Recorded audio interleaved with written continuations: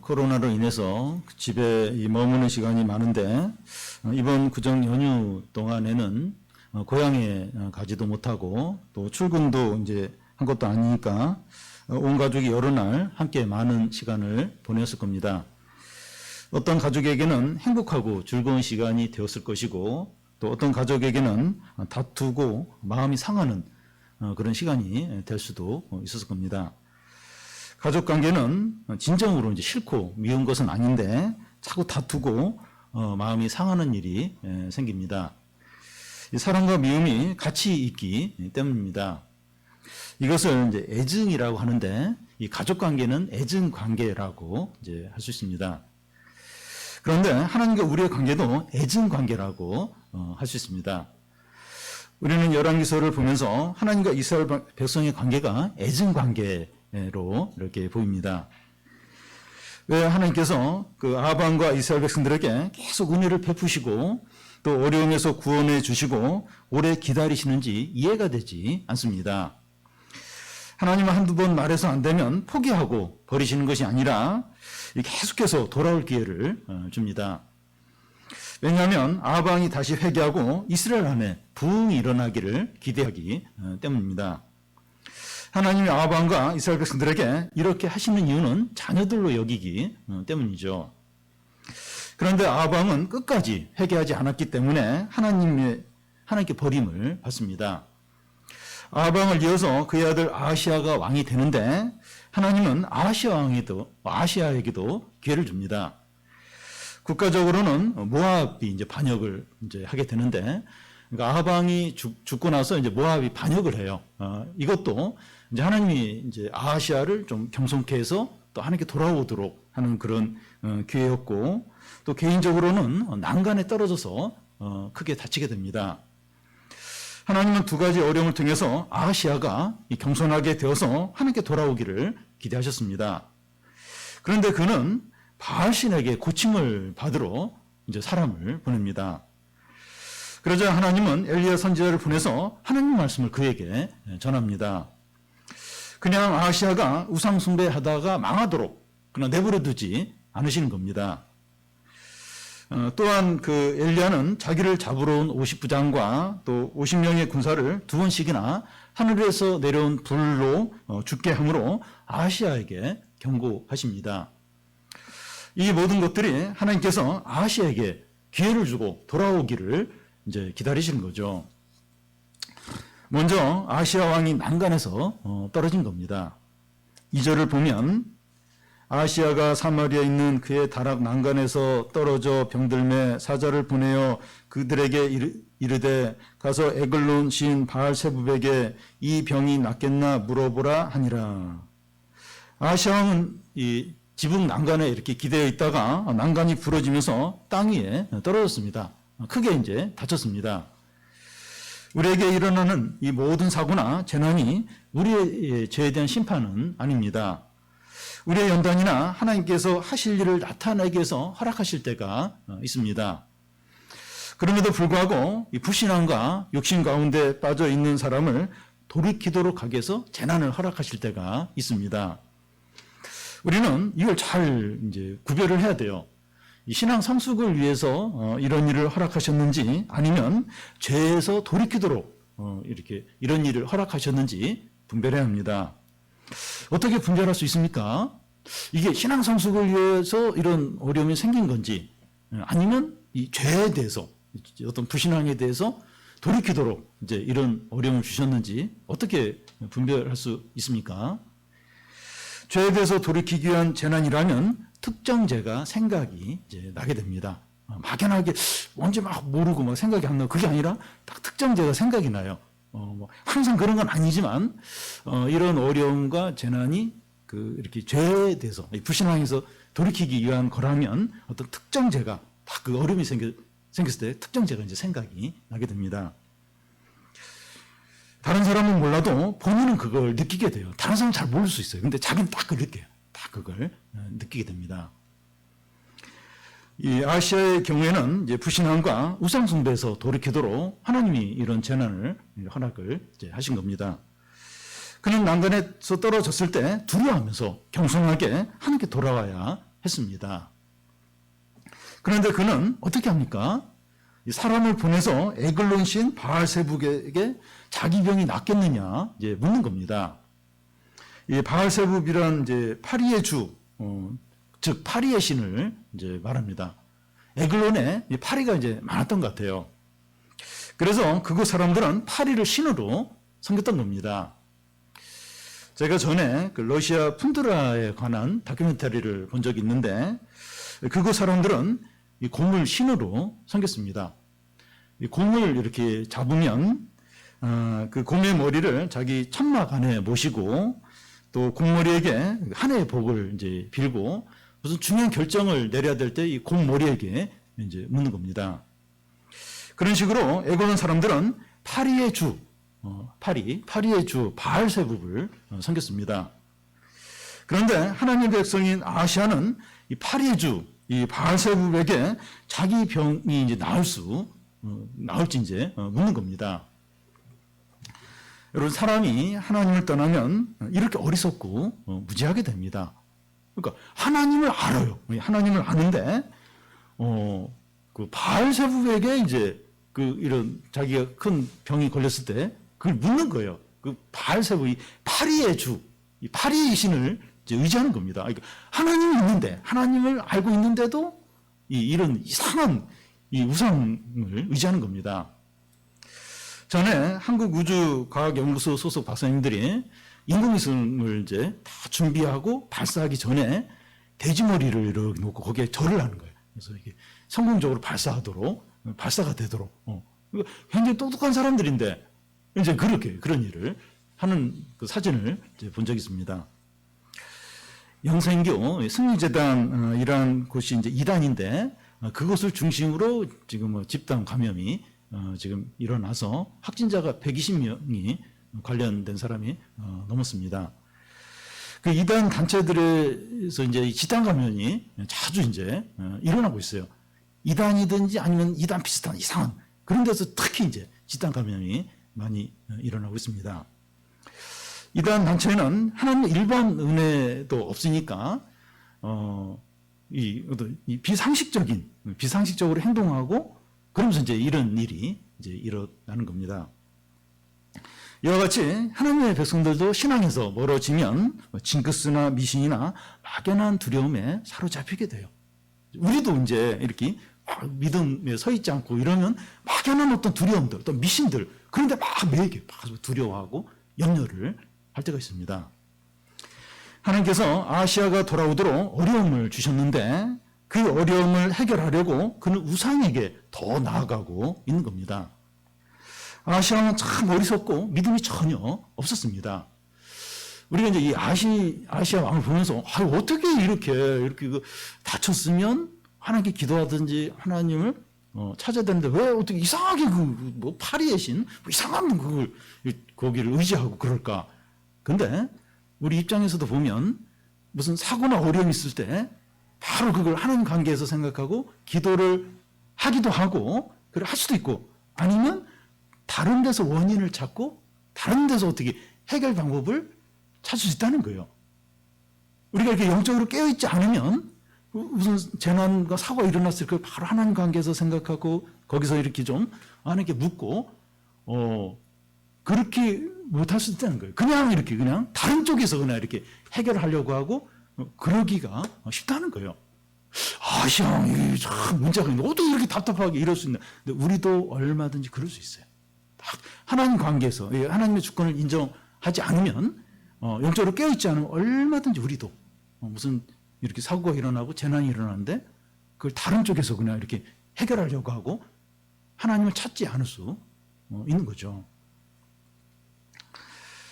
하나님은 이런 아시아를 얼마든지 버릴 수도 있었습니다.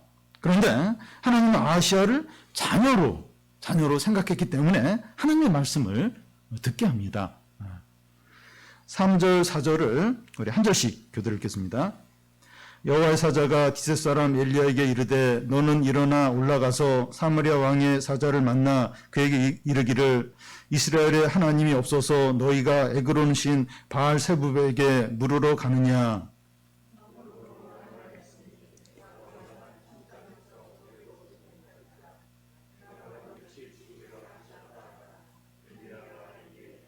예. 하나님을 모르는 이방인들이 바알세불을 찾는 것은 이해가 돼요. 그들은 하나님을 모르니까 이제 바알세불이라도 이제 찾아가야 이제 했을 겁니다. 그런데 하나님을 알아요. 또 하나님의 선지자가 그들 가운데 있는데 하나님을 찾지 않고 이 파리의 신, 곧 이 바알세불을 찾아가는 것은 불신앙이고 악한 것이고 어리석은 겁니다. 하나님을 바알세보다도 못한 것으로 여기고 하나님을 경멸하는 거죠. 그러니까 우리도 이제 그럴 수 있는 거예요. 우리가 하나님을 찾지 않고 다른 걸 이렇게 다른 것을 의지하고 다른 것으로 막 어떤 해결 방법을 찾는 것은 하나님보다도 그 어떤 의지하는 그걸 더 크게 여기는 거죠. 하나님을 이제 그 순간에는 이제 무시하는 거죠. 예를 들어서 그 현대자동차 직원이 직장에 출근하면서 다른 회사 자동차를 타고 출근했다. 그러면 직장 그 상관이 난리를 치죠. 우리 회사 자동차를 무시하는 거냐 이러면서 뭐 징계를 내리든지 뭐 그렇게 할 겁니다. 하나님을 믿는 우리가 어려울 때 기도하지 않고 또 말씀을 의지하지 않고 대신에 힘 있는 사람이나 돈이나 세상 방법을 의지한다면 하나님을 무시하는 게 됩니다.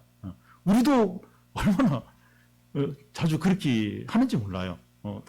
이게 뭐가 이렇게 물론 이제 우리가 그 문제를 해결하기 위해서 다른 방법을 쓸 수도 있죠. 근데 이렇게 우선적으로 더 이렇게 하나님을 의지하기보다는 이렇게 인간적인 방법이 안 통하면 그때 마지막으로 이제 기도할 때가 많고, 그래서 우리도 얼마든지 이렇게 다른 것으로 이제 이렇게 그걸 해결하려고 그럴 때가 종종 있습니다. 하나님을 무시하는 거죠. 아시아가 하나님 대신에 바알세불을 의지하는 것과 같은 거죠. 우리도 얼마든지 이렇게 할 때가 있습니다. 엘리야가 무슨 하나님의 말씀을 아시아에게 전합니까? 4절 앞에 보면 내가 올라간 침상에서 내려오지 못하고 반드시 죽게 될 것이다 이렇게 합니다. 아시아가 죽는 이유는 난간에서 떨어져서 중상을 입었기 때문이 아닙니다. 하나님을 찾지 않고 바알세불을 의지했기 때문이에요. 보면 네가 다쳐서 그냥 죽을 거다 그런 얘기 아니에요. 어떻게 하나님이 있는데 그 너희 가운데 선지자가 있는데 어떻게 하나님을 찾지 않고 하나님께 묻지 않고 어떻게 바알세불을 찾을 수 있냐? 너는 죽는다. 그래서 이게 중상 때문에 죽는 게 아니라 하나님을 안 찾고 우상을 찾았기 때문에 죽는다는 거죠. 사고나 질병이나 사람이 살고 죽는 것은 하나님께 이제 달려 있는데 하나님을 찾지 않으니까 죽는 겁니다. 사람이 위기나 큰 어려움을 닥치면 그가 무엇을 믿는지 드러나게 됩니다. 신자가 망하는 진정한 이유는 위기나 어려움 때문이 아니라 잘못된 것을 믿기 때문입니다. 신자가 망하는 이유, 그 어려움 때문이 아니에요. 잘못된 것을 의지하니까 망하는 겁니다. 겨울 등산을 하다가 이 조난을 이제 당했을 때 그 자체로 사람이 죽는 것이 아니라 확실한데 도움을 청하면 얼마든지 살 수가 있습니다. 요즘에는 그래요. 이렇게 딱 어디 이렇게 제대로 119나 다 이렇게 하면 어떻게 해서든 와서 도와줍니다. 그래서 그 조난당했다고 이렇게 죽는 게 아니라 이렇게 도움을 받을 수 있는데 딱 요청을 하면 웬만하면 거의 살게 되죠. 성도에게는 큰 어려움이 결정적인 것이 아니라 무엇을 믿고 의지하느냐가 결정적이죠. 하나님은 아시아가 침상에서 내려오지 못하고 반드시 죽는다 했는데 이것은 아시아의 죽음이 결정된 것을 통보하는 것이 아니라 또 한 번의 기회를 주시는 겁니다. 하나님께서 아시아를 실제로 버렸고 끝냈다면 엘리야를 보내서 이런 말씀도 하지 않았을 거예요. 그러니까 딱 이 말씀을 들으면 이제 끝난 것 같아요. 끝난 거. 완전히 아시아는 뭐 회개해도 뭐 소용이 없을 것 같습니다. 근데 진짜 이 아시아를 끝장냈다면, 그래서 그냥 단지 통보하는 거라면 엘리야를 보내서 다시 이런 말씀도 전하지 않는다는 거죠. 아무리 무서운 심판과 저주의 말씀이라도 이 말씀을 듣게 한다는 것은 기회를 주는 겁니다. 하나님 말씀 보면 진짜 뭐 끝장을 난 것 같아요. 근데 그런 말씀을 듣게 해요. 이렇게 와서 이렇게 선지자가 전하든지 듣게 한다면 기회를 다시 주는 겁니다. 말씀을 듣고 회개하기만 하면 얼마든지 회복되고 다시 시작할 수 있다는 거죠.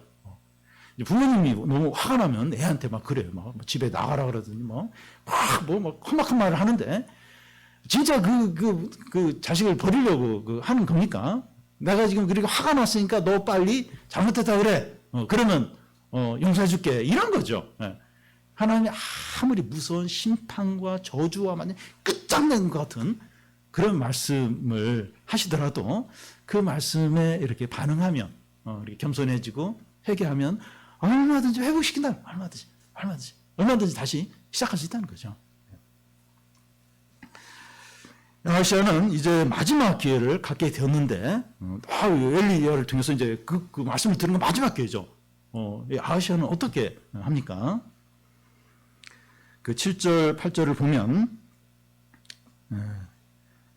우리 한 절씩 교독하겠습니다. 왕이 그들에게 이르되 올라가서 너희를 만나 이 말을 너희에게 한 그 사람은 어떤 사람이더냐?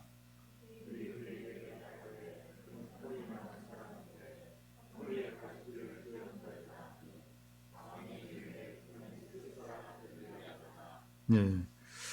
신하들에게 그가 어떤 사람이냐고 묻자 신하가 하는 말이 그는 털옷을 입고 가죽띠를 띠고 있었다고 대답합니다. 그러자 아하시아 왕은 그는 엘리야라고 말합니다. 여러분 여기서 중요한 건 누가 그 하나님 말씀을 전한 사람이 누구냐. 물론 뭐 거기에 대해서 물을 수는 있지만 그게 중요한 것이 아니라 하나님 말씀이죠. 지금 네가 지금 그 하나님을 찾지 않고 바알세불을 찾았기 때문에 너는 반드시 죽는다. 이 말씀이 중요하죠. 이 말씀에 이제 반응을 해야 되는데 그 말씀을 전혀 반응을 안 해요. 누가 전했느냐? 그 누구냐? 그러면서 막 어떻게 하면 뭐 이렇게 좀 뭔가를 하려고 그 사람을 어떻게 하려고 그 생각을 하는 거예요. 이 말씀에 반응을 안 해요. 근데 우리가 또 이제 이런 모습을 보면서 우리도 또 이런 비슷한 부분이 있습니다. 우리도 이렇게 하는 말씀을 들으면 그 말씀에 이렇게 반응을 이렇게 안 하고 자꾸 주변적인 뭔가 다른 걸 자꾸 생각하고 이제 그럴 때가 있다는 겁니다. 아시아는 그런 거예요. 말씀에 반응을 안 하고 자꾸 주변적인 것에 자꾸 거기에 마음을 두고 그걸 뭐 어떻게 하려고 이제 하는 겁니다. 아시아 왕은 자기에게 이런 말을 하는 자가 그 하나님의 선지자 엘리야인 줄 이제 아는 겁니다.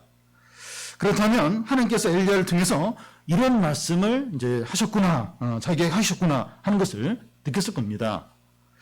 그렇다면 주춤하면서 뭔가를 깨닫고 돌이키는 것이 있어야 되는데 실상은 어떻게 합니까?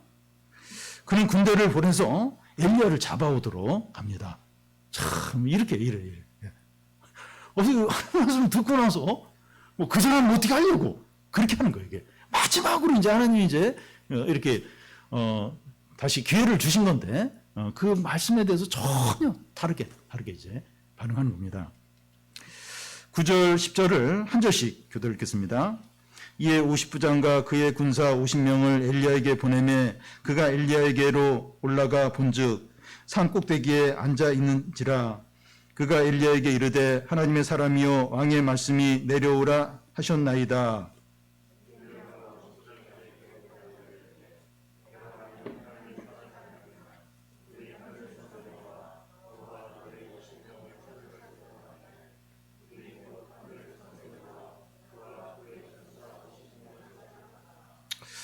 우리는 엘리야가 자기를 데리러 온 50부장과 50명의 이 군인들을 하늘에서 불이 내려오게 해서 죽게 하는 것을 보고 너무 지나친 것이 아닌가 하는 생각이 들 수 있습니다. 근데 이 신하 이 50부장과 이 50명의 군인도 이 아시아와 비슷한 거예요. 지금. 그래서 또 아시아에게 속해 있기도 하고 그래서 이 진노, 하나님의 진노로 이제 죽게 이제 된 거죠. 왜 아시아 왕이 그 50부장과 50명의 이 군사를 엘리야에게 보내서 데려오라고 이제 했을까요? 이 엘리야를 데려와 가지고 회의에서 긍정적인 예언을, 좋은 예언을 하도록 이제 만들거나 또 말을 안 들으면 죽이려고 이제 데려오라고 이제 한 것이죠.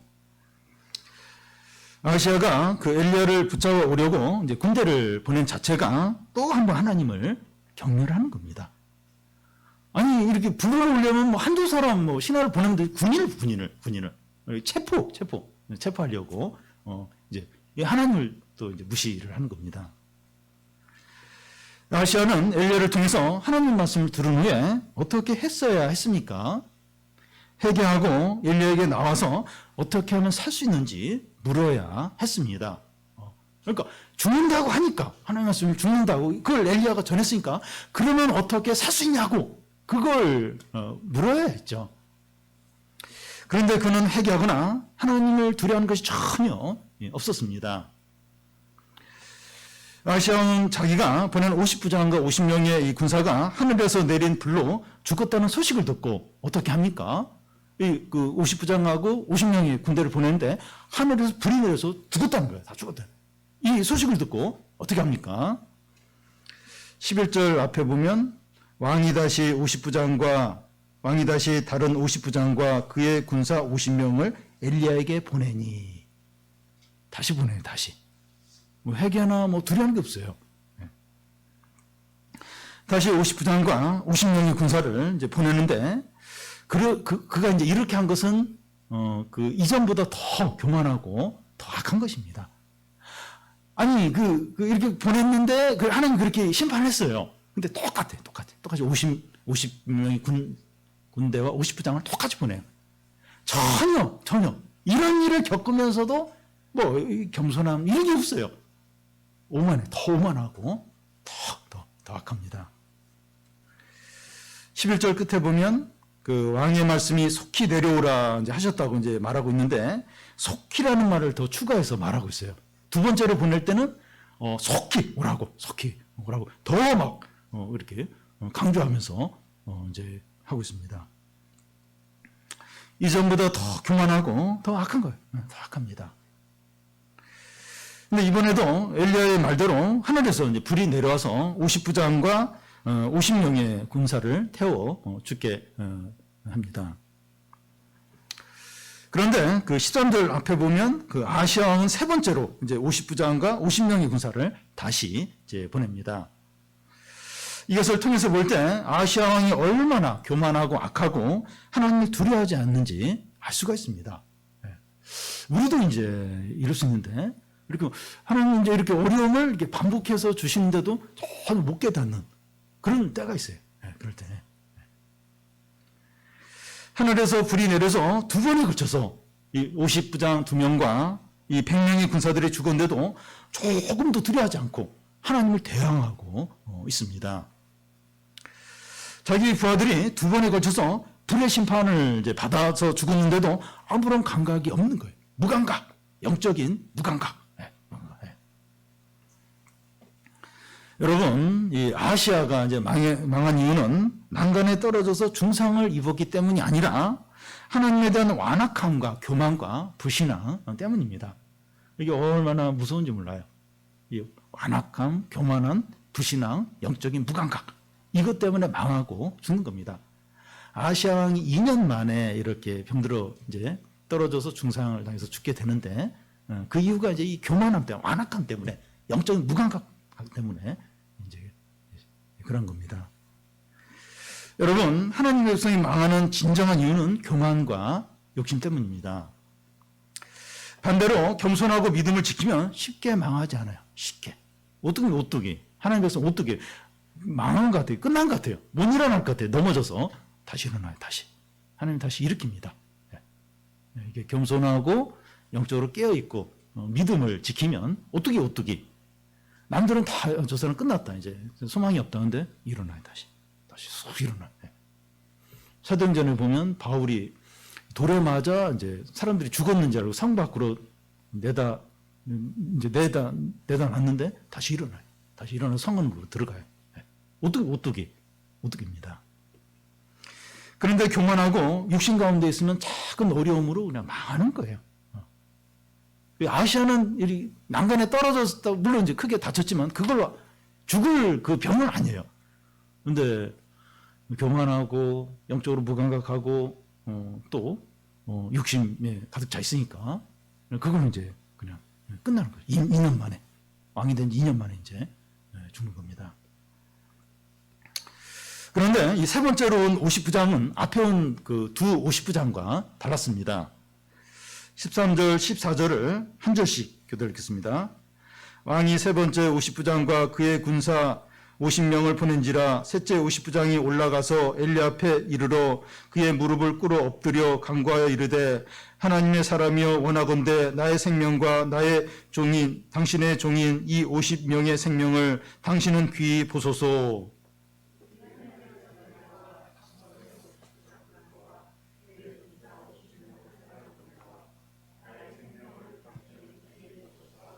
예. 이 세 번째로 온 50부장은 왕의 명령에 따라서 어쩔 수 없이 왔지만 앞에서 이 군인들이 죽임을 당한 이유가 하나님을 경멸했기 때문이라는 것을 알았습니다. 그래서 무릎을 꿇고 엎드려 자기와 50명의 이 생명을 귀하게 여겨달라고 간청합니다. 이게 하나님께 나올 때 나오는 바른 자세죠. 아시아가 이렇게 했어야 되죠. 그래 앞에 온 50부장 2명하고 또 이 50명의 이 군인들도 그렇게 했어야 됐죠. 하나님 무릎 꿇고 또 하나님께 은혜를 구하고 이러면 이 축복과 구원을 받지 않을 수가 없어요. 이 아무리 그 아시아에 이 속한 사람이고 또 지금 모두가 이 불신앙 가운데 빠져 있다 할지라도 하나님 은혜와 긍휼을 베푸시죠.